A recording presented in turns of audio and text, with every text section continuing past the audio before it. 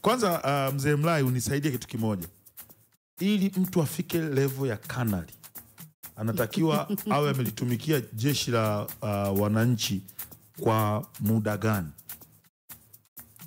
Karibu. Asante sana. Kwanza kabisa kwa jina mimi naitwa Kanali Juma Issa Mrai. Yeah. Kaimu mkuu wa tawi la utawala makao makuu ya jeshi la kujenga taifa. Okay.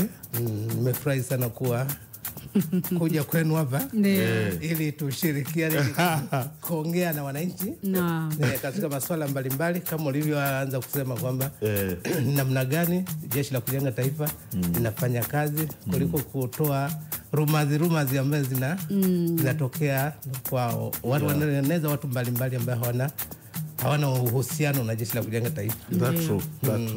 Swali langu. Swali lako. Kimsingi jeshini kuna kriteria mbalimbali kutoka renki moja mpaka renki nyingine. Kwa hiyo kuna taratibu ambazo zimewekwa. Aidha unaenda kozi, unafanya mitihani.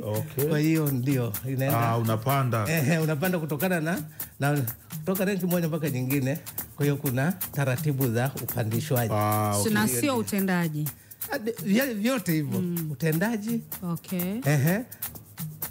Tabia yako ulionayo hasa ndio muhimu.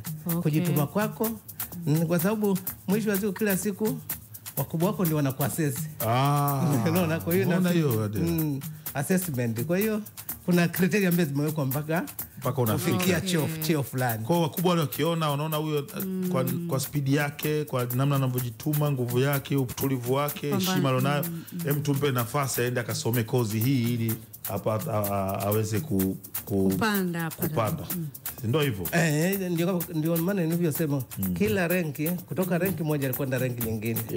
Kuna zile taratibu zipo, unatakiwa ufanye nini. Moja wapo kama hivyo, kuna swala la mitihani, kuna masuala la kozi. Ndio.